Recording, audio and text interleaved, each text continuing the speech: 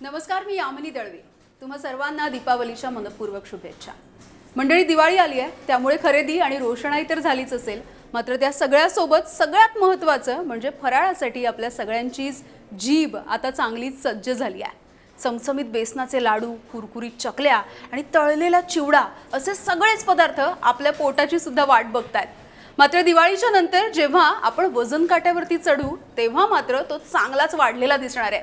त्यामुळे यंदाच्या दिवाळीमध्ये नेमकं काय काय आणि किती खायचं, फक्त दिवाळीच नाही तर रोजच्या आहारामध्ये सुद्धा डाएट कसं पाळायचं आणि आपल्या आवडीचं सगळं खाऊन सुद्धा वजन कसं नियंत्रणामध्ये ठेवायचं, या सगळ्या विषयी आता आपल्याला बोलायचं आहे. आणि त्यासाठी आजच्या ओपन फोरममध्ये आपल्या सोबत आलेले आहेत सुप्रसिद्ध डायटिशियन डॉक्टर प्रणिता अशोक. आपण सुरुवात करूयात बोयटे सणांपासून.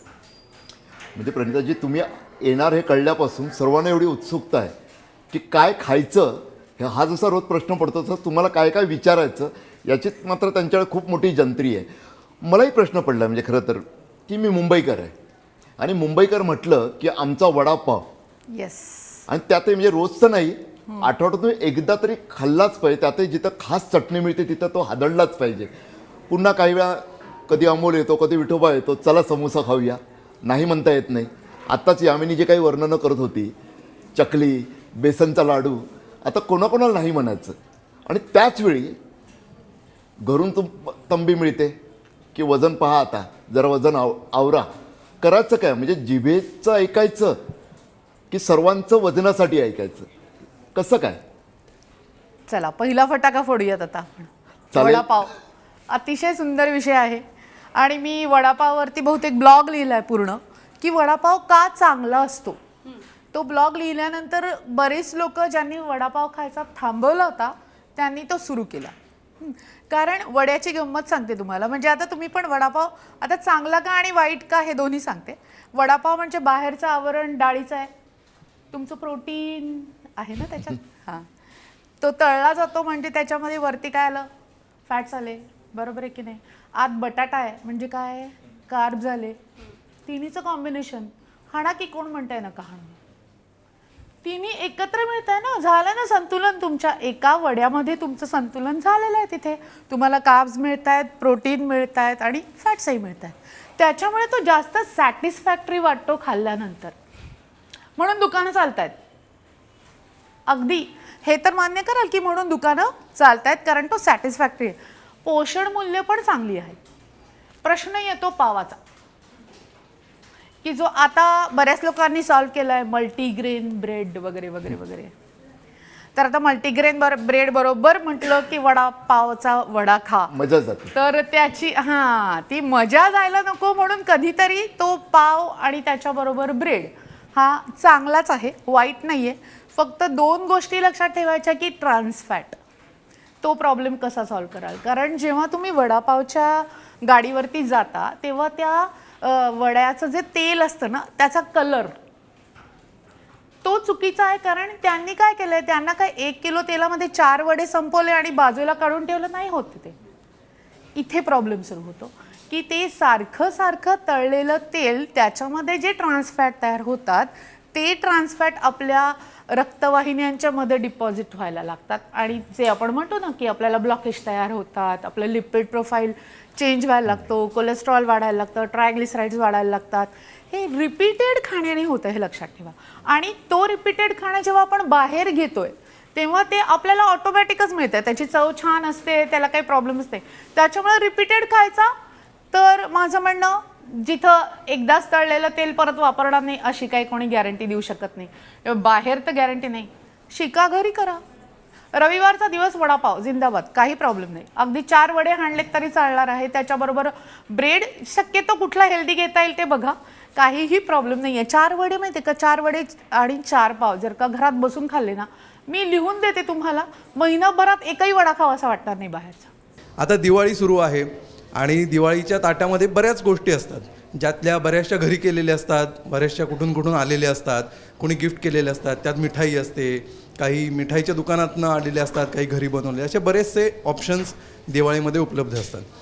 तर त्याच्यामधला एक असा पॅरामीटर काय की जसं तुम्ही वडापावचं सांगितलं की हा बिंदास खाऊ शकतो, म्हणजे आता तो गिल्ट गेला त्याच्या कुठे आणि बाबतीतला. कसं आहे पण हा ते पण आहेच, म्हणजे तरी पण गेला. नियम अटी तर लागू. तसं असा जो पदार्थ निवडता, आणखी आता हा आलाय तर प्रत्येकाला काही माहिती नाही, म्हणजे बरेच सांगतात अरे बेसन लाडू खाऊ नको अजिबात, आणि मग नंतर कधीतरी कळतं, जसं आत्ता वडापावचं कळलं की अरे खाऊ शकतो, त्यांनी काय फार होईल.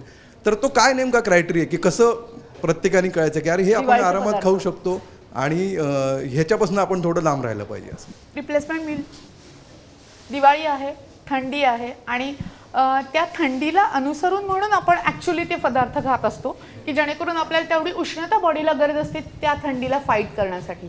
आत्ता तेवढी उष्णता पण नाही आहे, पण दिवाळी आहे म्हणून खाण्याचं कोणी काही टाळत नाही आहे, बरोबर आहे.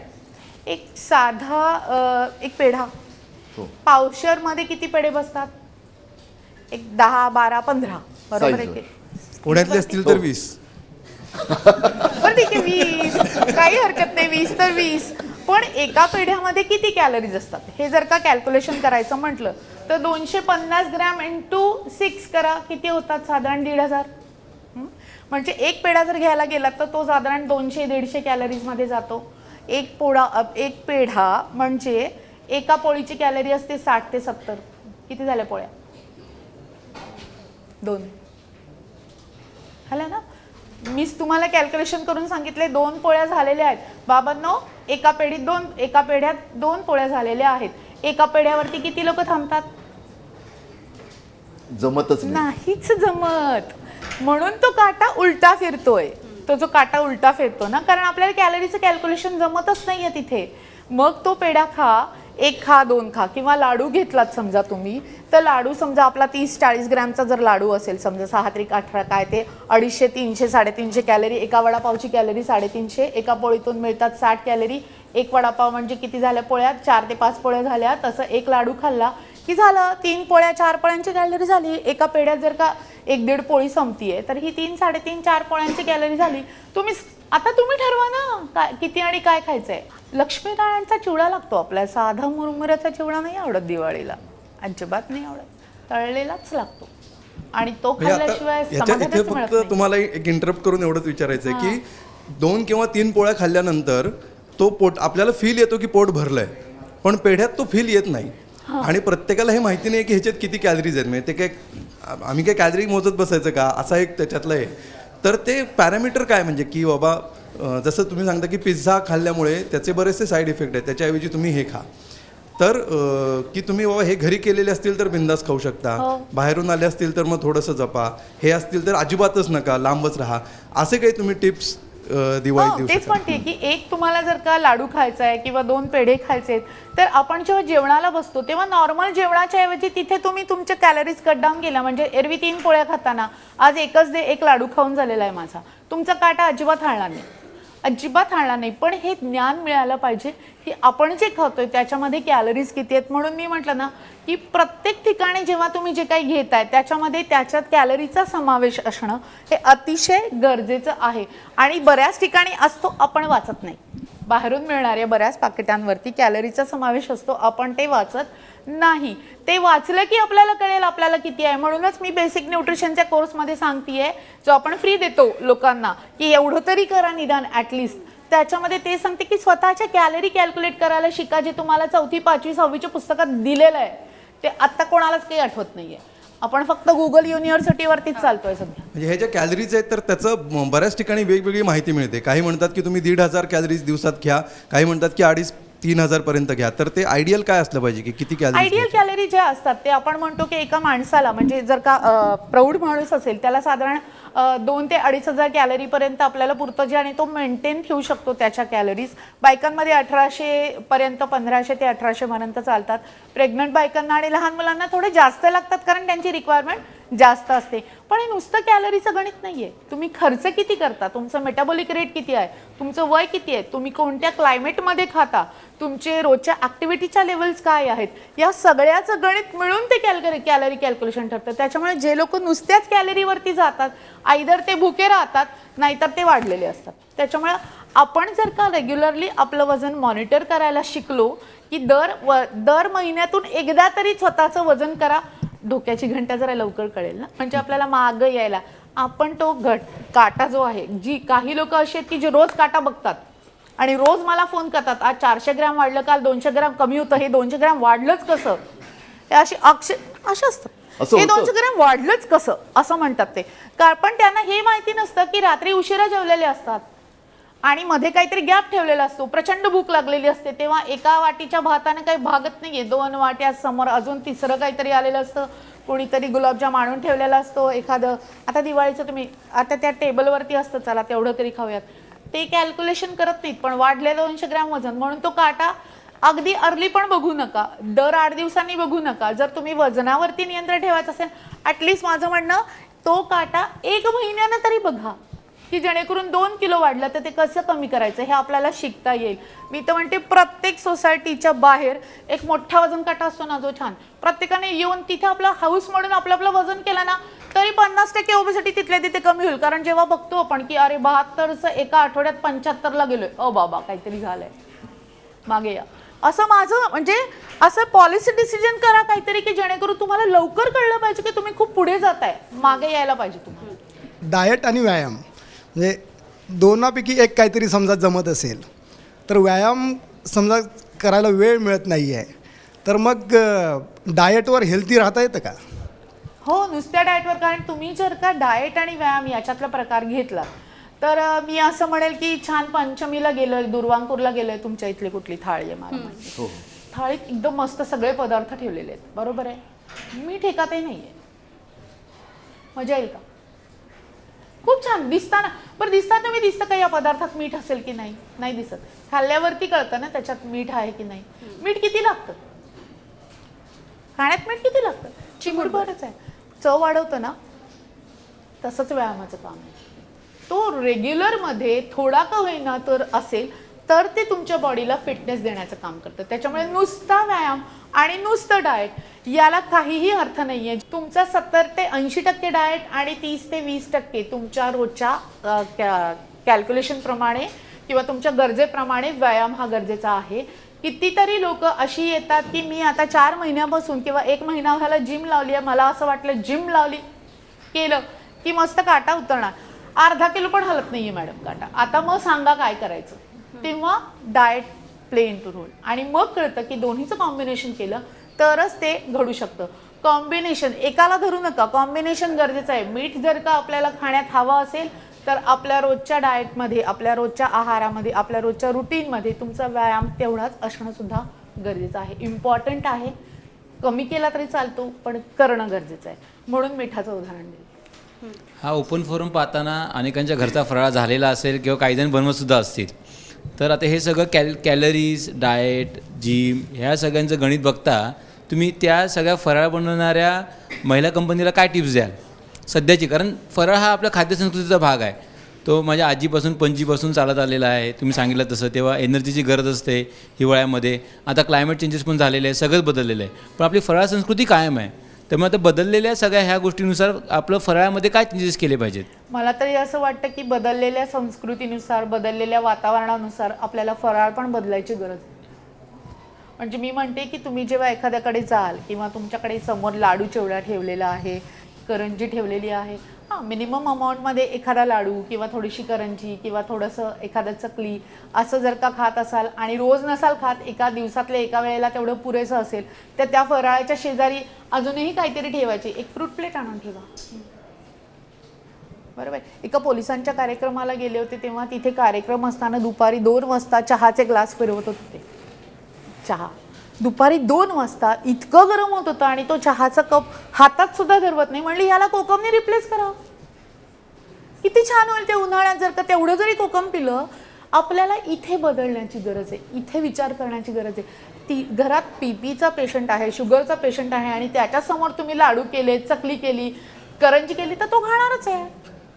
त्याला रिप्लेसमेंट करा ना, काहीतरी त्यांच्या आवडीचं करा, फ्रेश करा. येणाऱ्या लोकांना दिवाळीचं यावर्षीपासून एक काम करा, त्या माणसाला जे फॅमिली येणार आहे त्यांना सगळ्यात जास्त काय आवडतं, अगदी मी म्हणते 2-4 भजी जरी गरम गरम करून दिलेत तुम्ही तरी चालणार आहे. पण तो गोडाचा जो काही तुम्ही मारा करताय तो मारा वातावरणातील बदलानुसार तरी बदला, असं माझं म्हणणं आहे. करा, तो एक संस्कृतीचा भाग आहे, त्याचा रिस्पेक्ट ठेवला पाहिजे, पण इतकं करू नका की जेणेकरून तुमचे काटे हलतील. एवढं जरी केलं तरी तो आपल्याला पुरेसा आहे. आणि प्रत्येकजण आता टाकतोय, सोशल मीडिया आहे त्याच्यावरती टाकलोय की आम्ही याला हे असं हेल्दी केलंय, याला हे असं हेल्दी केलंय. काही तर चॅनल्स असे आहेत ते मस्तपैकी गव्हाचं पीठ वापरतायत, कोको पावडर वापरतायत, त्याच्यापासून केक तयार करतायत, अप्रतिम आहे तसे तुम्ही पण बघितलेले असतील. खजूरचा वापर बऱ्याच ठिकाणी केला जातो गोडाला किंवा तुमच्या साखरेला किंवा गुळाला रिप्लेस म्हणून. साखर गुळवरून आता लक्षात आलं, साखर गुळ आणि मध. आम्हाला डायबिटीस झालाय, आम्ही साखरेचा चहा पित नाही, गुळाचा चहा पितोय. बरोबर आहे ना मॅडम? साखरेमध्ये 100% शुगर आहे, गुळामध्ये 85% शुगर आहे. जर का तुम्ही साखरेचा चहा एवढा घेताय आणि गुळाचा एवढा घेताय, साखर बघा तुम्ही कार्ब्स कशात जास्त येत आहे, काही अर्थ नाही आहे. आणि ते असंच विचारतात. या सगळ्यांमध्ये कार्ब्स आहेतच, सिंपल शुगर आहेतच आहे, फक्त याच्यात थोडासा मिनरल्सचा फरक आहे. आणि तो पण एवढीशा गुळामध्ये काय एवढे मोठे मिनरल्स मिळणार आहेत तुम्हाला? घ्या तुम्ही, त्याला घेऊन, पण त्याला प्रमाण ठेवा. लोक चहा घ्यायला सुटले ना की 7, 8, 10 कितीही कप होतो. म्हणजे माझ्याकडे एक आजी होत्या मारवाडी किंवा गुजराती, जे कायम किचनमध्ये काम करतात. मग त्यांच्याकडे पाहुणे खूप, त्या पाहुण्याला चहा केला की आम्ही चहा पिणार, जेवायचंच नाही. काय भूक लागणार आहे 7 आणि 8 वेळेला त्या पाहुण्यांबरोबर चहा. 9:30 HbA1c होती, 6:30 पर्यंत आणून ठेवली, फक्त चहा बंद केला, काही नाही केलं. तुम्हाला ओळखता आले पाहिजे की तुम्ही कुठे चुकताय. जिथे चुकताय, मी तुम्हाला सांगितलं की इथून 2 मीटर वरती गेल्यानंतर एक खड्डा आहे, बरोबर आहे. रात्रीची वेळ असू द्या, दिवसाची वेळ असू द्या, तुम्ही जाताना बघूनच चालाल ना की खड्ड्यामध्ये जाऊन पडायचंच आहे. मग जर का कळतंय तर खड्डा अवॉइड पण करू शकतो आपण. सुज्ञस याच्यापेक्षा जास्त शहाणपण आता नसावं. डायबिटीजचा तुम्ही विषय काढला म्हणून ही फक्त आता म्हणजे एका व्यक्तीची नाही, तर पूर्ण देशाची समस्या झाली असं म्हटलं तरी काय चुकीचं ठरणार नाही. केंद्र सरकारपासून राज्य सरकारपासून सगळेजण त्या संदर्भात काम करत आहेत. दिवाळी आलेली आहे, गोडाशिवाय दिवाळी नाही असं तर होऊ शकत नाही आहे. काय तुम्ही सगळ्यांना एक कॉमन काय फॉर्म्युला सांगाल काय नाही. की डायबिटीज कंट्रोलमध्ये ठेवायचं आणि दिवाळी पण एन्जॉय करायची? लोक म्हणतात आम्ही शुगर फ्री मिठाई खातो. हे उत्तर असतं माहिती आहे का तुम्हाला? शुगर फ्री मिठाईमध्ये खवा असतो ना, म्हणजे तुमचा पेढा आहे त्याच्यात खवा तर आहे, त्याच्यात शुगर फ्री टाकलंय म्हणून खव्याच्या कॅलरीज तर निग्लेक्ट करून चालणार नाही. हा मूर्खपणा आहे, वेडेपणा आहे, हा आत्महत्या. ही खरंच आत्महत्या आहे. मी सांगते ना, पॉइझनिंग, स्लो पॉइझनिंग करून घेतोय आपण स्वतःचं. दिसतंय माझं वजन 90 झालंय तरी पण आपण मागे यायचं नाहीये. माहितीये माझं लिपिड प्रोफाईल चुकलंय, माहितीये मला एवढी मोठी शुगर आहे, तरी पण मागे यायचं नाहीये, खड्ड्यातच जाऊन पडायचं आहे. आणि जेव्हा मेडिसिनचा मारा सुरू होतो, नको रे बाबा मॅडम मला आता इन्शुलिन नकोय, आता काहीतरी वाचवा, असं नका. आपल्याला दिसतंय आपलं चुकतंय आणि आपल्याला काय करायचं हे पण सांगितलं जात आहे, तरी पण आपण करत नसाल तर कसं काय? म्हणजे शुगर फ्री मिठाई ही सर्रास, आता तुम्ही गेलात तर निम्मे कॉर्नर शुगर फ्री मिठाईचे झालेले आहेत, पण त्याच्यात खवा आहेच आहे ना, बाकीचे इन्ग्रेडियंट आहेच आहेत. तुमचं काय ते शुगरने जे काय होणार होतं ते त्या खव्यातून. मग काय करतात लोक, एक नाही शुगर फ्री आहे 4 खा, त्यापेक्षा एक साखरेचं खा. साखरेचं खाणार त्याला देव देणार, डायबिटीस नाही होणार, असं काहीतरी नवीन म्हण तयार करा. पण एकच का मी म्हणते, पदार्थांवरती चर्चा करण्यापेक्षा क्वांटिटीवरती जर चर्चा केली ना तर जास्त फायदेकारक होईल. तुमच्या बोलण्यातून एक मुद्दा जाणवला की शुगर म्हणजे फक्त गोड म्हणजे शुगरचा प्रॉब्लेम, असा जो समज आहे तो कदाचित नाही, म्हणजे ते चुकीचं आहे असं आता या चर्चेनंतर जाणवतं आहे. तो मुळातच शुगर म्हणजे काय, म्हणजे हे खाल्ल्याने शुगर आहे, हे जे समज आहेत, गैरसमज आहेत, त्यावर जरा प्रकाश टाकला तर फक्त प्रेक्षकांचंच नाही, म्हणजे शुगर झाली ना की 3 गोष्ट, गोड, भात आणि बटाटा बंद करा असं लिहितात ना, लगेच खाली लिहितात, बरोबर आहे. भात आणि वरण तुम्ही जन्माला आल्यापासून खाणारं खाद्य आहे, बरोबर आहे. त्या कॉम्बिनेशनमध्ये सगळा अमायनो ॲसिडचा प्रोफाईल पूर्ण होतो. एकात एक आहे, एकात एक नाही आहे असं. आणि तो खाल्ल्यानं जे समाधान मिळतं त्याच्यामुळे आपण ओव्हर इटिंग थांबवतो. संध्याकाळी वरण भात खाणारी लोक कधीच ओव्हर इटिंग करत नाहीत, आणि संध्याकाळी वरण भात खाणारी लोक सगळी वजन कमी करतात. आणि जे करत नाहीत त्यांना माझ्याकडे पाठवा, मी सांगेल कसं काय करत नाहीत. कारण माझ्याकडे जे काय मी देते त्याच्यात वरण भात, आमटी भात, कुठली आमटी त्याच्यावर भात हा कंपल्सरी दिला जातो. डायबिटीस भातामुळे होतो हे कंप्लीट चुकीचं आहे. ते करून त्यांना सकाळी शुगर करायला होते. बरं ठीक आहे, भीती वाटते, भाकरी खा शुगर करा, पोळी खा शुगर करा, भात खा शुगर करा, म्हणजे भीती तरी जाईल. भीतीनं मरायला लागलीत लोक. पण तो भात खायचं म्हणलं की ते काय करतात, खरंच सांगते, शपथ घेऊन सांगते, जी लोक 5-5 पोळ्या खाणारी होती ना ती 1.5 पोळीमध्ये गार होत आहेत. मॅडम काय करत होतो आम्ही हे असं म्हणतात. कारण तुम्हाला जे हवंय ते पोषण मूल्यच दिलं जात नाही. रोज तुमच्या आहारात कमीत कमी कार्ब्स तरी हवेत, तुमच्या आहारात प्रोटीन हवेत, तुमच्या आहारात फॅट हवेत. हे जे काय मी म्हणतेय ते कॉम्बिनेशनमध्ये असतं. तुमच्या आहारात मिनरल्स पण पाहिजेत, विटामिन्स पण पाहिजेत. म्हणजे प्रत्येक जो पोषण मूल्याचा घटक आहे की तुम्हाला मी म्हणते की ड्रायफ्रूटचा एक पार्ट खा कारण त्याच्यात इसेन्शियल अमायनो ॲसिड्स आहेत. फ्रुट्स घ्या कारण त्याच्यात मिनरल्स आणि विटामिन्सचा खजाना भरलेला आहे. एक कुठलाही तुम्ही शेक्स काढला त्या शेकवरचे जे काही पोषण मूल्य आहे ती पोषण मूल्य एका बाजूला लिहा. एक ॲपल घ्या त्याची पोषण मूल्य एका बाजूला लिहा. नाही त्या ॲपलने तुमच्या शेकला हरवलं तर जी नाही ती पैसा. हे मी चालू कुठून भात खाल्ल्याने शुगर होते, हे खाल्ल्याने शुगर होते, हे फॅट म्हणजे क्वांटिटी कळत नाहीये लोकांना. मी तेच म्हणते क्वांटिटी कळत नाही. एकाच गोष्टीवरती अडून बसतायत की मला शुगर झाले मी भात खात नाहीये, पण दुपारी जेवताना 4 पोळ्या खातोय हे नाही बघत आहे कोणी. त्या 4 पोळ्यांना रिप्लेसमेंट थोडेसे ड्रायफ्रूट, त्या 4 पोळ्यांना रिप्लेसमेंट एखादं फ्रूट, त्या 4 पोळ्यांना रिप्लेसमेंट एक ग्लास ताक. हे असं जर असेल तर तुमची भूकही बघायला नाही. कशाला होईल शुगर? काय येत आहेत मग लोक रिव्हर्स? जर का ते क्युअर होणारा डिसीज नसेल तर का होत आहेत लोक रिव्हर्स? रिव्हर्स होत आहेत लोक.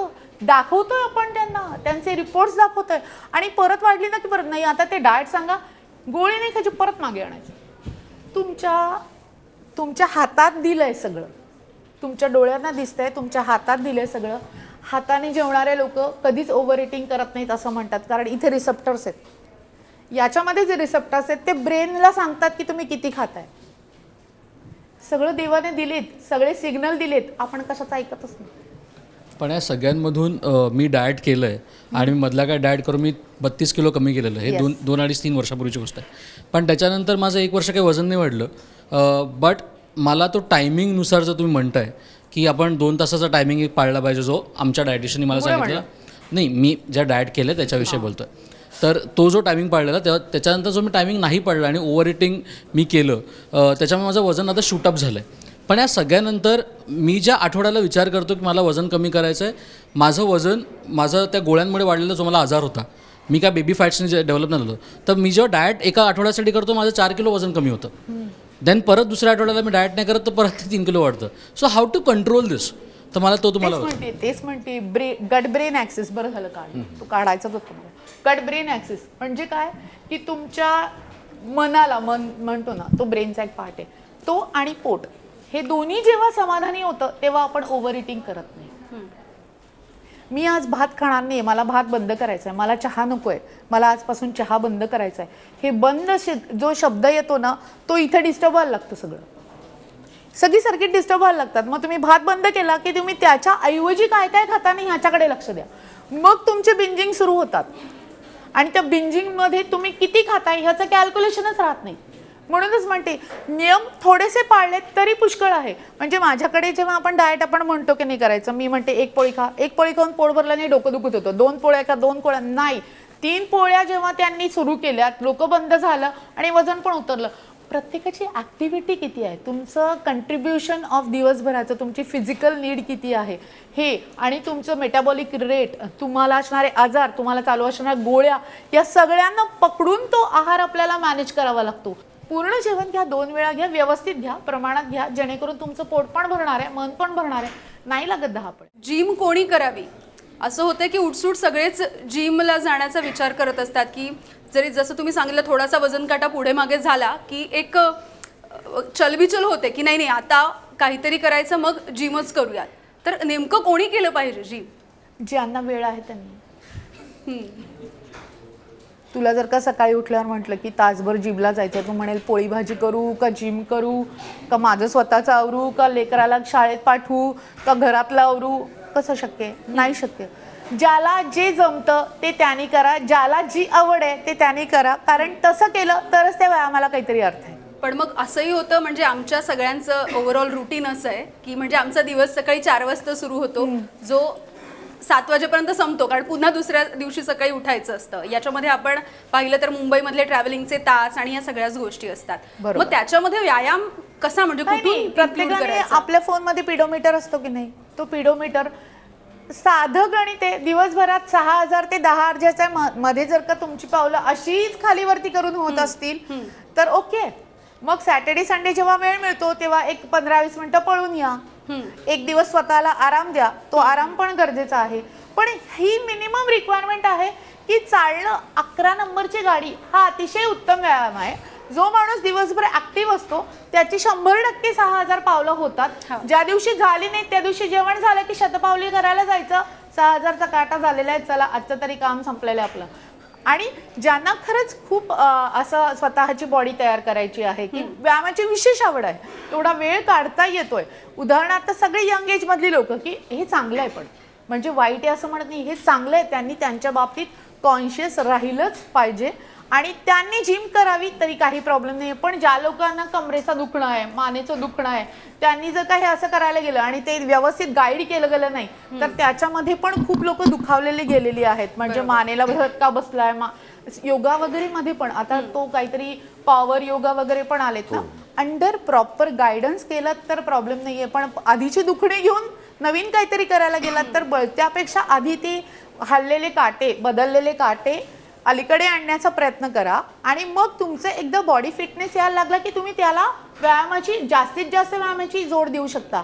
जी बाई घराच्या पलीकडे जायला पण धजवत नव्हती, म्हणजे भीती वाटत होती की मी कुठेतरी पडेल, तिनं एक 10 किलो वजन 7 किलो वजन कमी करताना ती माझ्यापर्यंत चालत येते. रोज 10 किलोमीटर चालते ती, जिला 4 पावलं. पण हे नॅचरली आहे, कारण तुम्ही जेव्हा तुमच्या बॉडीचं ते ओझं कमी कराल ना तेव्हाच तुमची बॉडी इनर व्हॉइस देते की नाही आता हे छान वाटतंय, हे मला करायचंय, मला हे टिकवायचंय. पण त्याच्यासाठी कोंबडी अधिक अंड हा प्रश्न झालेला आहे.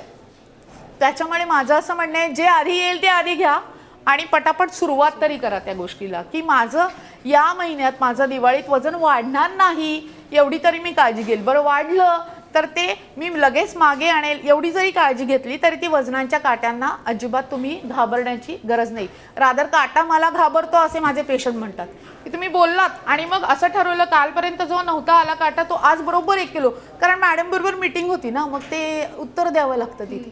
असं काही नाहीये, हा गमतीचा भाग आहे. तुम्ही केलं तर ते होतं आणि ते उपाशी राहून पण करायची गरज नाही. रादर ज्या डाएटने तुम्हाला भूकभूक होणार नाही, तुम्हाला चिडचिड होणार नाही, तुम्हाला विकनेस येणार नाही आणि तुम्हाला फ्रेश वाटेल, हा जो डाएट तुम्हाला दिलेला असतो तोच खरा डाएट आहे. पण ज्या डाएटने तुम्हाला भूक होतीये, दिवसभर चिडचिड होतीये, नवरा बायकोवर चिडतोय, बायको नवऱ्यावर चिडतीये, त्याच्यानंतर तुम्हाला विकनेस होतोय, काही करायची एनर्जी शिल्लक राहत नाही, तो चुकीचा आहे. कुठलेही रिपोर्ट हे सांगत नाहीत, हे तुमचं स्वतःचं सांगणंच हाच खरा रिपोर्ट आहे. आणि त्याच्यातूनच जाताना जेव्हा पहिल्यांदा कोणीतरी तर काही रिपोर्ट केलेले नाही आहेत आणि मग आता ह्याच्यामुळे थायरॉइडमुळे असेल का, हा सगळ्यात पहिला प्रश्न असतो. अरे बाबा आधी करा, तुमचं कमी झालं तर कशाला थायरॉइडला जायची गरज आहे, तुमची बॉडी व्यवस्थित रिस्पॉन्स येते. एक कारण घेऊन बसू नका याच्यामुळे मला जमत नाही, ते जमवावंच लागणार आहे. कारण आता कम्युनिकेबल डिसीजेसपेक्षा नॉन कम्युनिकेबल डिसीज म्हणजे बीपी, थायरॉइड, शुगर ह्या सगळ्यांना कारण तुमचं मूळ म्हणजे स्थूलत्व, तुमचं वाढलेलं वजन आहे. 100% नाही 400% सांगते ते कमी करण्याचा प्रयत्न करा. हे सगळे आजार ऑटोमॅटिक मागे येतात म्हणजे येतात आणि ते आलेले आहेत, म्हणून एवढी ठोसपणे सांगू शकते या गोष्टी. प्रोटीनचा जो विषय आहे ना तो तर असा झालेला आहे की प्रत्येकजण जे जिममध्ये जातात त्यांना प्रोटीनचं ऐकायला मिळतं. हे प्रोटीनचं नेमकं काय, कुठे बाहेर जावं प्रोटीन शेक? आता ह्या प्रोटीनबद्दल जर का बोलायचं झालं तर माझ्याकडे 62 वर्षांच्या ज्या काही आपण म्हणू बाई आजी ज्या काही आत्ता डाएट घेत आहेत तर त्यांच्याबरोबर व्हिडिओ कॉलवरती डिस्कशन झालं आणि मग मी सांगितलं हां ठीक आहे संध्याकाळी डाळ घ्या, दुपारी भाजी घ्या, असं झालं. पण ते प्रोटीनचं काय केलं आहे तुम्ही माझ्या, म्हणजे ते बसलं आहे का त्याच्यात व्यवस्थित? म्हटलं आजी जेव्हा आपण 10-12 वर्षाचे होतो, घरात जेवत होतो, तेव्हा आई बाबांनी विचारलं का कधी बाळा तुझं प्रोटीन खाऊन झालं का? कशासाठी लागतं? कारण जगात नेचरमध्ये निसर्गानं तयार केलेला असा एकही पदार्थ नाही ज्याला आपण फक्त प्रोटीन म्हणू शकतो. जर निसर्गाला मान्य नाही आहे तर तुम्ही फक्त प्रोटीनवरती का भर देताय? जे वे प्रोटीन आपण तयार केलेलं आहे ते जे तुम्ही तयार करता, वे प्रोटीन आणि हे जे काही तयार करता तिथं तुम्हाला बर्न व्हावं लागतं, तिथे तुम्हाला तेवढी एनर्जी काढून घ्यावी लागते, तेवढं तुम्हाला रिपेअरिंग सिस्टीम तयार करावी लागते. 1 किलोमीटर चालल्यानंतर तुमच्या हार्डली काय त्या तुमच्या 60-70-100 कॅलरी जे काय म्हणजे कोणी फास्ट चालतंय कोणी हे चालतंय त्या बर्न करण्यासाठी आपण एवढी रिपेअरिंग सिस्टीमच वापरलेली नाही आहे की आपल्याला प्रोटीन खावं लागेल आणि मग ती रिपेअरिंग सिस्टीम होईल. 2-2 तास जिम जी लोक करतात त्यांच्यामध्ये तेवढी प्रोटीन रिक्वायरमेंट असते की ती नुसती तुम्ही अंडी खायला लागला तर एका वेळेला 20 अंडी नाही खाऊ शकत ना, म्हणून एक स्कूप प्रोटीन, कारण एका अंड्यामध्ये 6 ग्रॅम प्रोटीन आहे. त्या लोकांना मी कधीच नाही म्हणत नाहीये, पण 75 वर्षाच्या आजोबा, 62 वर्षाच्या आजी, 40 वर्षाचे लोक जे फक्त एक तासभर चालण्याचा व्यायाम करतात त्यांना माझ्या मते प्रोटीन वेगळ्याची गरज नाहीये. वरण भात खा, मस्तपैकी प्रोटीन मिळतंय तुम्हाला, डाळीचे कोणतेही पदार्थ खाऊ शकता. आता गंमत अशी सांगते की तुम्ही जर का कुठलंही तृणधान्य खाल्लं, म्हणजे पोळी भाकरी खाल्ली तर तुम्हाला 10% प्रोटीन मिळतं. काढायचं सगळ्यांनी गुगल घ्यायचं आणि लगेच ताबडतोब लगेच काढायला सुरुवात करतील लोक. पोळी भाकरी खाल्ली 10% प्रोटीन आहे, डाळ खाल्ली 20% प्रोटीन आहे. सोयाबीन हा एकच पदार्थ आहे की ज्याच्यामध्ये 40 ते 45% प्रोटीन असतं.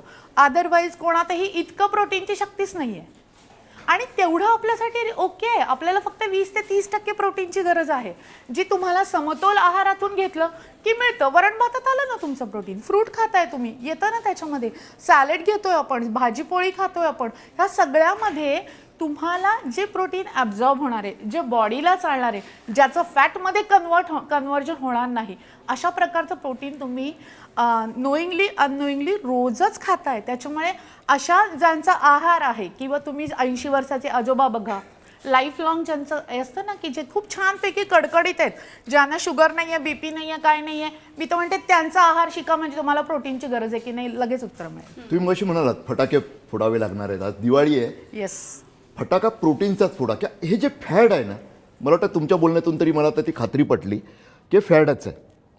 तर नेमकं यामुळे काय घात होतात आहे, कारण अनेकांना ते माहीत नसतं. कुणीतरी सांगतं नाही माझ्या जिम इन्स्ट्रक्टरनी सांगितलं आहे तुम्हाला प्रोटीनचा हे करावंच लागेल, बाहेर जावं, मगाशी म्हणाल तसं प्रोटीनच्या शेक आहे घेतलाच पाहिजे, सर यात काय घ्या ना. हा जो आग्रह होतो आहे ना, किंवा सो कॉल्ड जो एक हेल्दी टिप्स मिळतात आहे, त्यातून प्रोटीन्समुळे जो घात होतो आहे तो फटाका तुम्ही फोडलाच पाहिजे. प्रोटीनचा जो घात तुम्ही म्हणताय, जिम इन्स्ट्रक्टरवाल्यांना सॉरी, मी आधीच सगळ्यांची माफी मागते, कारण त्याच्यावरून मला खूप छान छान कमेंट मिळालेले नाही, आहेत. तुम्ही भ्रमाचा फटाका फोडाच. हां, तर त्या प्रोटीन जर का तुमच्या शरीरात जास्त झालं तर तुम्हाला काय काय त्रास होतो, म्हणजे पहिल्यांदा तुमच्या किडनीवरती लोड येतोय. ओके, जो तुम्हाला लगेच कळणार नाहीये. तुम्ही, मी तर म्हणते जी लोक प्रोटीन घेतात त्यांनी दर 3 महिन्यांनी किडनी फंक्शन टेस्ट करूनच घ्या. तुमचं तिथे क्रियाट वाढू शकतं, क्रियाटिनिन वाढण्याचा प्रॉब्लेम आहे. युरिक ॲसिड आता खूप कॉमन झालं आहे, युरिक ॲसिड वाढण्याचं प्रमाण 40च्या मध्ये अत्यंत कॉमन झालेली आहेत. हे जे प्रोटीन लोड जबरदस्तीनं जो तुम्ही देताय ना, त्याच्यामुळे ही सगळी फंक्शन बिघडण्याची सुरुवात झालेली आहे. ते तेवढ्यानेच बिघडते हे दाखवता येत नाहीये, म्हणून आपण त्याच्या विरुद्ध काहीच करू शकत नाही. पण चुकीचा आहार किंवा हे जे प्रोटीनचं फॅड आहे हे डोक्यातून घालवलं नाही. ज्यांना गरज आहे त्यांना नक्की द्या. मी म्हणते 2-3 तास व्यायाम करताय, खेळाडू आहेत, ॲथलीट्स आहेत, त्यांना गरज आहे, नाही असं म्हणत नाहीये. पण प्रत्येकाला एवढी गरज नाहीये की त्यांनी वेगळा बॉक्स काढावा, त्यातून स्पून घ्यावा आणि तो प्यावा. त्याऐवजी मस्तपैकी रोज एक फ्रूट खाल्लं, एक ड्रायफ्रूट, जे म्हणते मी ड्रायफ्रूटचा लाडू तुमच्या मल्टीविटामिनच्या बाप काम करेल, हे जे काही झालेलं आहे फॅक्ट आहेत त्या. कारण त्याच्याने मी रिपोर्ट्स असे प्रूव्ह करून दाखवलेले आहेत की माझ्याकडे आलेली जी मंडळी आहेत ती सगळी विटॅमिन डी कमी असणारी असतात. तर त्यांना काय वाटतं, अरे बापरे आता आपलं विटॅमिन डी कमी काय आहे. विटॅमिन डी कमी काय ह्याचं जर का कारण मिळालं ना तर तुम्ही आधी डोक्याला हात लावाल, कारण विटॅमिन डी हे फॅट सोल्युबल आहे, मान्य आहे सगळ्यांना. तर तुमच्या बॉडीमध्ये फॅट जास्त आहे, तुम्ही ओबेज आहात, तुमच्या बॉडीमध्ये फॅट जास्त आहे, ते विटॅमिन डी तुमच्या फॅटमध्ये विरघळून गेलंय, तुमच्या ब्लडमध्ये दिसतच नाहीये. त्याच्यामुळे लेवल तुमच्या अपरेंटली लो आहेत. तुम्ही फॅट कमी करा, त्या लेवल्स तुमच्या ऑटोमॅटिकली वाढतात. मग तेव्हा ती रिलेटिव्ह डेफिशियन्सी असते, ॲक्च्युअल डेफिशियन्सी नसते. हे आपण सगळ्या पेशंटला बिफोर आफ्टर जेव्हा त्यांना आपण करायला लावतो तेव्हा हे प्रूव्ह झालेलं आहे. त्याच्यामुळे हे विटॅमिन डी झालेलं आहे किंवा प्रोटीन झालेले म्हणतात. बरं, असं पण मला कोणीतरी सांगा, रोज उसळी म्हणजे आपण स्प्राऊट असतात की नाही, लोकांचं एक फॅड झालंय, ते स्प्राऊट सकाळी उठल्यानंतर खाऊ का, ते अतिशय हेल्दी आहे. जी लोक रोज उठल्यानंतर स्प्राऊट खातात, आणि त्यांनी किती वजन कमी केलं आहे हे त्यांनी त्यांच्या कॅल्क्युलेशनसाठी लिहा. जमलं तर इथे कमेंट बॉक्समध्ये पण टाका की नुसते स्प्राऊट खाऊन आमचं वजन कमी होतं आहे. असं कधीही शक्य नाही आहे नुसते स्प्राऊट. आणि असं सांगितलं जातं बऱ्याच ठिकाणी की सकाळी स्प्राऊट खा, दुपारी स्प्राऊट खा, संध्याकाळी स्प्राऊटचं मील घ्या, नंतर त्याची चिला करा. दिवसभर नुसते स्प्राऊटवरती ठेवतात. 15-20 दिवसांनी असं होतं की ते बघितलं तरी की ते नको रे बाबा. आता प्रत्येकाची लाईफस्टाईल वेगळी असते. काही लोक फक्त बसून काम करतात किंवा वेळेवर नाश्ता जेवण त्यांचं होत नाही. अशांनी काय करावं? आणि आमच्या प्रेक्षकांसाठी एक सांगा की आयडियल एक दिवसभरात काय खावं, ते कोणीही असोत. मग बसून काम करतात ते मी म्हटलं इंटरमिटंट थोडंसं उठा. स्वतःसाठी उठण्याची पण गरज आहे, नाही तर मणक्याचे आजार तयार होतात. वयाच्या 30व्या वर्षी MRI करावं लागतात, CT करावे लागतात मान दुखतीये म्हणून. कारण काहीच नाही आहे. तुम्ही त्याला काही पोस्चरला काही त्याला चेंजेस दिला नाही तर तो आखडूनच बसणार आहे ना. त्याच्यामुळे प्रत्येकानं दर 2 तासानं जर का तुमचं लॅपटॉपवरचं काम आहे किंवा तासाभरानं 5 मिनटं उठा. उठून बोला, काय फरक पडतो. तिथं उठून तुम्ही ते आपण जम्पिंग जॅक्स करतो माहिती आहे ना, एका जागी उड्या मारतो. काहीतरी असे नियम ठरवून घ्या स्वतःला की माझी बॉडी हलली पाहिजे. ती हलण्यासाठी देवाने एवढे सगळे अवयव दिलेले आहेत. 100, 200, 300 वर्षाने फक्त हेच मोठं होईल, हे सगळं एक्सटेंड होईल कारण वापरच करत नाही आपण त्याचा. त्याच्यामुळे हलणं हे खूप गरजेचं आहे. त्याच्यामुळे स्वतःला नियम पाळून घेतलेत तर ते MRI CT म्हणजे CT MRI पेक्षा हलणं जास्त कम्फर्टेबल राहील. नाही का आपल्याला कोणी सांगितलं की हाला CT MRI करावा लागणार नाही. तरुणाईमध्ये जे माझ्यासारखी लोक आहेत ते घरात कमी बाहेर जास्त असतात. त्यामुळे फास्ट फूडचं प्रमाण खूप मोठ्या प्रमाणात वाढतं आणि ते कमी करू शकत नाही कारण बाहेर ऑप्शन नसतो कधी कधी आपल्याला खायला. तर अशावेळी काय करावं की ते कसं कमी करता येईल किंवा काय त्याच्यामध्ये काय ऑप्शन असू शकतात का? फास्ट फूडला तुम्ही का पोळीचं रोल खाऊ शकत नाही? जेव्हा घरातून बाहेर पडता तुम्ही तेव्हा तुम्ही पोळीचे रोल करून घेतले. तुम्हाला जर का फास्ट फूड खायचं आहे तुम्ही आठवड्यातून एकदा 15 दिवसातून एकदा असं मी तेच म्हणते ना, तुम्ही खाताय ते पॉयझन खाताय असं म्हटलं तरी मी खातच राहणार आहात का? एवढं तरी सांगा. ब्रेड खायचा किती वेळा खायचा? रोजच खायचा? त्याच्यामध्ये चीज किती प्रमाणात घालतात? ते चीज कुठल्या क्वालिटीचं असतं? तळलेलं आता तर ती भुर्जी वगैरे करतात मी म्हटलं तसं किती बटर घालतात त्याच्यात आणि एवढ्या बटरचं त्यांना परवडतं कसं हो असं पण मला इन्स्टाला विचारतात लोक. आता ज्याने करतात त्यांना विचारा कोणतं बटर वापरतात. प्रणिताजी म्हणजे आजचा हा आपला कार्यक्रम आहे ना ओपन फोरमचा, तो खऱ्या अर्थानं फेक बस्टर आहे किंवा मिथ बस्टर आहे असं मला वाटतं. इतके फटाके तुम्ही फोडताय. मात्र एक आणखी की सकाळी उठलं की उगाच ते काही खाऊ नका, तुम्ही कॉर्नफ्लेक्स घ्या, तसंच मुसली, असे अनेक पदार्थ सध्या सांगितले जातात की त्याबद्दल पण खरोखर तसं आहे का? कारण गुळाच्या चहाबद्दल बोलला तेव्हा माझ्या समोर लक्ष गेलं. माझे काही सहकारी आवर्जून जाऊन वरचा साखरेचा चहा नको, आम्ही खाली जाऊन इवला गुळाचा चहा पिऊन येतो. मायग्रेनचे आजार मी साध्या चहाने बंद केलेत. सोडलेला चहा सुरू करा. ती थोडीशी साखर तुमच्या ब्रेनला तो रिलीज करतो. ती सकाळी जे आपण म्हणतो ना थोडासा चहा पिला तरी छान होतं. कुणी सांगितलं चहा पिऊ नका, चहामध्ये विष आहे, चहा एकदम घातक आहे, सोडला बायकांना मायग्रेनचे त्रास सुरू झाले. फ्लेक्सबद्दल कॉर्नफ्लेक्स सकाळचा नाश्ता, कॉर्नफ्लेक्स, मुसळी हे थंड दुधामध्ये घेता, गरम दुधामध्ये घेता, पण हे मेटाबॉलिझम डाऊन करणारे पदार्थ आहेत. कारण त्याच्यामध्ये बाकी काही नाही. पोहे मी म्हटलं ना की आपण रोज इंडियन ब्रेकफास्ट ठेवू. इंडियन ब्रेकफास्ट पोहेमध्ये तो राईस फ्लेक्स करून टाकलेला असतो.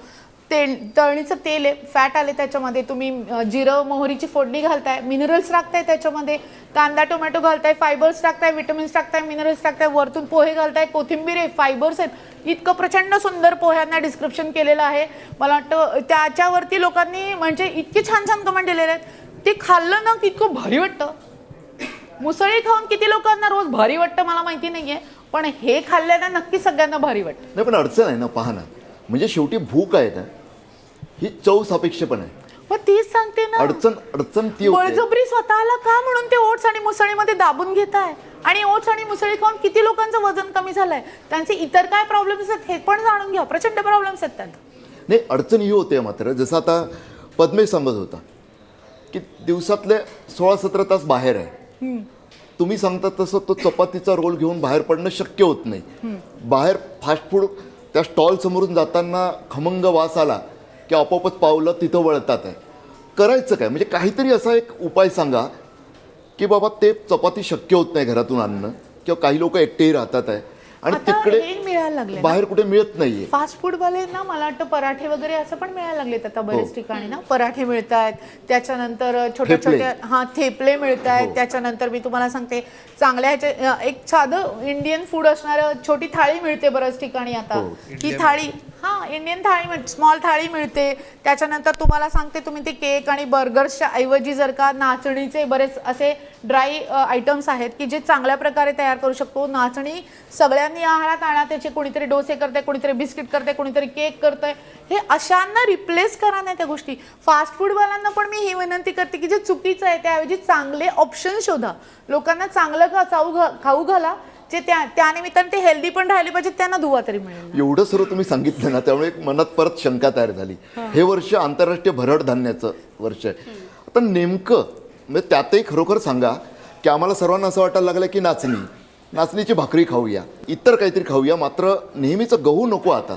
असे जे प्रकार आहेत ना, यातलं खरं काय? खरोखर भरड धान्यामुळे तो फायदा होतोय आणि गव्हामुळे गहू सोडून काही फायदा होतोय की खरोखर संपूर्णपणे सोडणं ग्लुटेनच्या भीतीनं तेवढंच घातक आहे? कारण मगाशी तुम्ही भाताबद्दलचा एक मिथ दूर केलं, गैरसमज दूर केलं.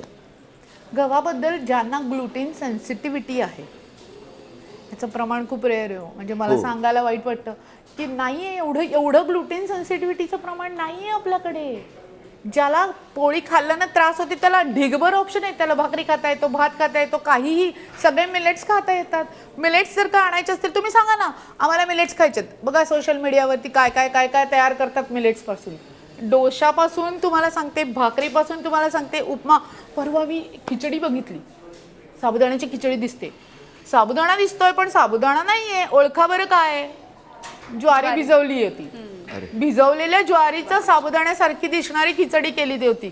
करा असे तब्बल तुमच्याच हातात आहे. तुम्ही लोकांना चांगलं खाऊ घालायचंय, त्यांच्या 2-4 दुवा घ्या. जसं मी माझ्या डोक्यावरती आता 40,000 लोक बसलीत वजन कमी करण्याची. फक्त बोलून कमी करते, काहीच देत नाहीये.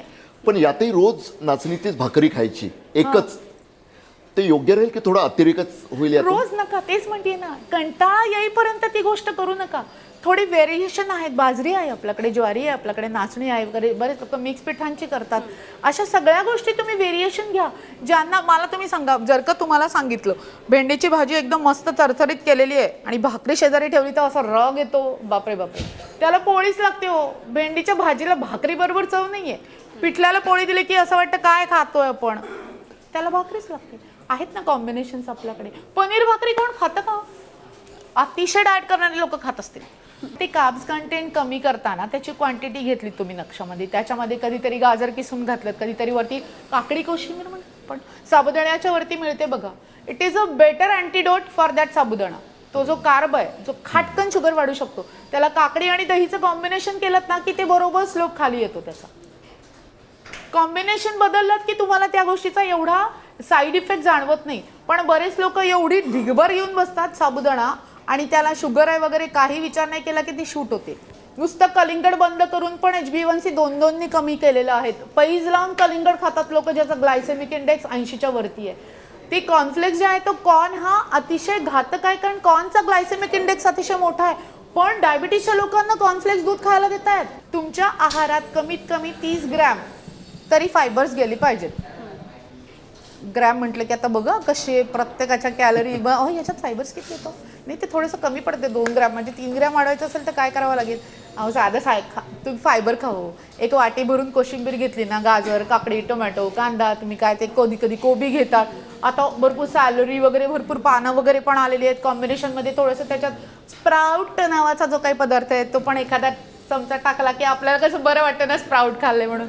हे अशा कॉम्बिनेशनमध्ये घेतलं तर जे तुमचे सिम्पल कार्ब्स आहेत, जे तुमची शुगर वाढवतात, त्याला या कॉम्बिनेशनमध्ये टाकलं की ती शुगर हळूहळू वाढते, ती शूट होत नाही. आणि फायबर्समुळे तुम्हाला तुमचं जे म्हणतो ना कॉन्स्टिपेशन होतं बऱ्याच लोकांना, ते होणं पण कमी होतं. तो मलावरोध होत नाही, त्याचा चांगला गोळा तयार होतो. त्याच्यात व्यवस्थित पाणी पिलं की पोट साफ व्हायला मदत होते आणि ज्याचं पोट साफ होतं तो निरोगीपणा राहण्यास अतिशय मदत होते. 2 मला प्रश्न विचारायचे. एकतर डायजेशन हा तुमच्या विशेष खास अभ्यासाचा विषय आहे. तर प्रत्येकाने आपला डायजेशनचा पॅटर्न समजून कसा घेतला पाहिजे? तुम्ही जो रोजचा आहार घेता तो घेताना युज्युअल पॅटर्नमध्ये जेव्हा तुम्ही घेता तेव्हा तो घेतल्यानंतर तुम्हाला पोट दुखत नाही आहे, गॅसेस होत नाही आहे, ॲसिडिटी होत नाही आहे, असं जेव्हा होतो तेव्हा तो पचतोय व्यवस्थित. पण बऱ्याच लोकांना मेथीची भाजी खाल्ली की ॲसिडिटी होते, बऱ्याच लोकांना पोह्याने पण ॲसिडिटी होते. पोह्यांनी ॲसिडिटी होणारे जे काही लोक आहेत त्याच्यामध्ये मेन दोष असतो तो मिरचीचा. बरीच लोक काय करतात, जिरं मोहरी टाकतात, मिरची तळतात, मग कांदा टाकतात आणि मग पोहे टाकतात. ती तळलेली मिरची बऱ्याच लोकांना भाजते म्हणून त्याची ॲसिडिटी होते. ज्यांना पोह्याने ॲसिडिटी होते त्यांनी काय करा, कांदा चांगला परतून घ्या, वरतून फक्त मिरची घाला, देखल्या दिवा करा, पोहे घाला, नाही होणार. तुमची करण्याची पद्धत आणि तुमची पचनशक्ती, तुम्ही खाल्ल्यानंतर जर तुम्हाला त्रास होत असेल तर तो पदार्थ टाळायचा आहे आपण पुढच्या वेळेस, किंवा त्याची पद्धत तरी टाळायची आहे करायची. असं काहीतरी एक केलं तर तुम्हाला त्याचा नक्कीच त्रास होणार नाही. खाल्ल्यानंतर तुम्हाला ॲसिडिटी होते, ब्लोटिंग होते, आपलं काहीतरी चुकतंय. त्या ॲसिडिटी ब्लोटिंगला आधी एक्सरसाइज करून बघा. काल मेथीची भाजी खाल्ली, एक्सरसाइज केला नव्हता. काल मी काय अजून चटरफटर खाल्लेलं आहे, बरंचसं काही खाल्लेलं आहे, पण एक्सरसाइज केला नव्हता. दुसऱ्या दिवशी जरा ते खाल्ल्यानंतर चालून या, ब्लोटिंग आपोआप कमी होतं. साधारणतः आपलं जेवणाचं ताट हे काय पद्धतीने असलं पाहिजे, म्हणजे सगळ्याच कॅटेगरीमधले माणसं खाऊ शकतील अशासाठी? आपल्याला काय काय लागतं, आपल्याला कार्ब्स लागतात, आपल्याला प्रोटीन लागतं, आपल्याला कार्बोहायड्रेट लागतात, आपल्याला मिनरल्स लागतात, आपल्याला विटॅमिन्स लागतात. हे सगळे कम्प्लीट करायचे, बरोबर आहे. पालेभाजी घ्या, मिनरल्स, फायबर्स, फॉलिक ॲसिड, त्याच्यानंतर आयर्न बियर्न, हिरव्या पालेभाज्या खा, आयर्न वाढेल, हिमोग्लोबिन वाढेल. एक तुमची म्हणतो आपण ती डाळ असते ती, त्याच्यामध्ये प्रोटीन्स मिळतात तुम्हाला चांगल्या प्रकारे, बरोबर आहे. सगळ्यात कार्ब्स पण येतात, नुसते प्रोटीन लगेच खावाना हलवू नका, कार्ब्स पण आहेत त्याच्यात.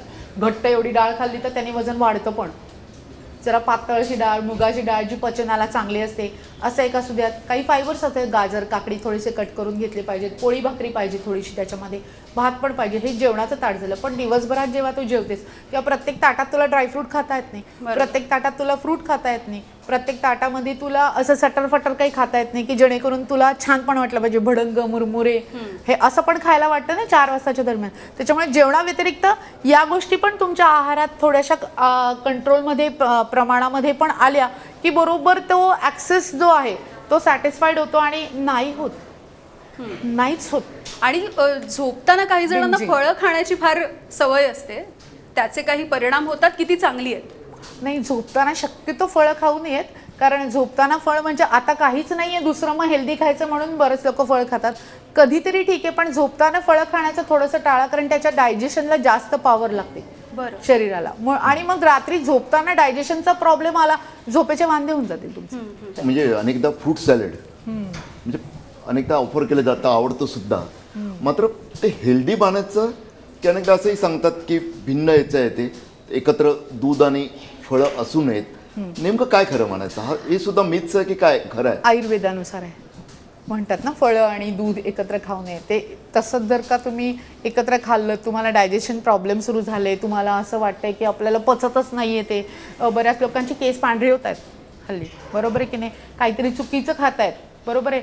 खाल्लं की लगेच फ्रूट खाऊन घ्यायचे, मग ते सगळं डायजेशनचा प्रॉब्लेम यायला लागतो. तिथे सगळे प्रोटीनचा राडा होऊन दूध आणि केळीचं शिकरण मात्र चालतं, जुनं चालतं की मग तेच सांगते की हे आयुर्वेदाने सांगितलंय ना, तुम्हाला नसेल चालत तर कोण म्हणतो तुम्ही खा म्हणून? तुम्हाला चालतंय तर तुम्ही खाऊ शकता.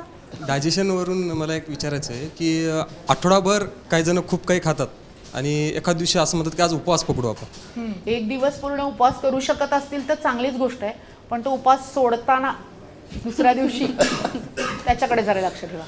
तो जर का अमर्यादित सोडत गेलाच असाल तर न उपवास केलेला कधी सांगा नाही. उपवासाला जोडून एक की डिटॉक्सिफिकेशन करण्याकरता उपवास पकडावा, असं बऱ्याच जणांना तुम्ही म्हणाल तसे काही यूट्यूबर आहेत, इन्फ्लुएन्सर आहेत, ते असे सल्ला देत असतात. हा सल्ला कितपत योग्य आहे? खरंच उपवास पकडल्याने बॉडी डिटॉक्सिफाय होते का? उपवासानं काय होतं माहिती आहे का, थोडीशी ती जी आपण इंटेस्टाईन म्हणतो ना, त्याला जरा शांतता मिळते. सारखं काहीतरी खातोय, ती चालूच आहे, त्याची सिस्टीम चालूच आहे. इन्शुलिन रेझिस्टन्स कमी होतो बऱ्याच लोकांचा. इन्शुलिन रेझिस्टन्स कारण लोड येत नाही आहे ना त्याला, म्हणजे तुम्ही जर का खाल्लं नाही तर त्याला इन्शुलिन सिक्रेट करावं लागलं नाही, त्याला जरा शांतता मिळते. पण हे उपवास करताना उपवासाची थाळी खाऊन करू नका. विषय डाएटचा सुरू आहे आणि टीव्ही चॅनल म्हटलं की वेळेचाही डाएट खूप आम्हाला करावा लागतो. अगदी हो, खरंय. प्रणिताजी, तुम्ही ओपन फोरममध्ये आलात आणि अगदी दिवाळीच्या मुहूर्तावरती, म्हणजे सगळ्यांच्या जिभा ज्या अत्यंत उत्साही झालेल्या आहेत, काय खाऊ आणि काय नको या सगळ्या मनस्थितीमध्ये आहेत खरं तर, त्या सगळ्यांना या ओपन फोरमच्या निमित्ताने आणि तुम्ही जी उत्तरं दिलीत त्या सगळ्यामधून काहीतरी दिलासा मिळालेला असेल असं आपण समजूयात. आणि या सगळ्यांचे खरं तर मनमोकळे प्रश्न होते आणि सोबतच प्रेक्षकांच्या मनामध्ये सुद्धा अनेक काहीतरी प्रश्न होते. या सगळ्यांची उत्तरं तुम्ही दिली त्यासाठी तुमचे खूप खूप आभार. धन्यवाद. मी पण पुढारी चॅनलचे अतिशय आभारी आहे की अशा मोक्याच्या वेळी मोक्याच्या ठिकाणी बोलवून खूप छान प्रेक्षकांमध्ये जी काय दिवाळीची आतिषबाजी केलीत त्यांनी एकदम मजा आली. Thank you very much. यानंतर ओपन फोरममध्ये वेळ झाली इथेच थांबण्याची. पाहत राहा पुढारी न्यूज.